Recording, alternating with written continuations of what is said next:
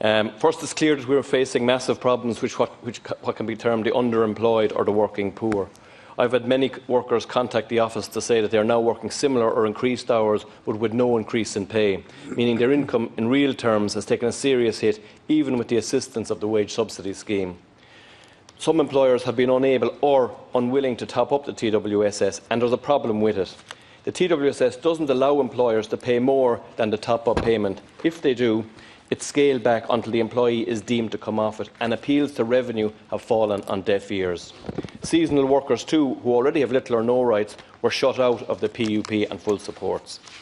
The Government's motion mentions an emphasis on job creation and retention, but too often workers are being asked to carry an unfair share of the burden to keep business open. We must look to implement a living wage to ensure people do not dip below the poverty line through poor pay.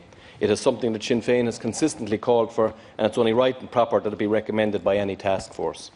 Secondly, it's telling that the Government amendment and the motion seeks to express gratitude to workers. Retail workers in particular have been the unsung heroes of this pandemic, but often they survive on low pay and poor conditions. The legacy of the pandemic must be to improve their material conditions, defending collective bargaining rights and workers' protection. Before I was elected, almost every time I met with a client who had a work difficulty, that person had no workplace representation. This continues in Kerry, with Macaulay's laying people off and refusing to recognise the union. Workers are also treated very poorly in Debenhams and Mothercare. This must change, and now is the time to do it. It's appropriate, given that this is the weekend that the Talpuddle martyrs are usually commemorated, and their struggle was the beginning of most union rights. Much has been said about the judicial decision on sectoral employment rights. Those workers have been left vulnerable, and the ultimate protection will be strong legislation in this area, not just an appeal. And as legislators, we must face up to this responsibility.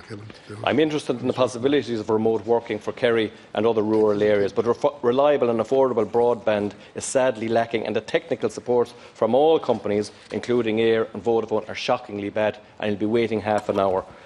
It's interesting that the Taoiseach was tweeting from his own home, looking on his new monitor, but I'd invite him to try and do a video call from Gnieve Gwilla or Cahir Daniel and see how it works out. Thank you.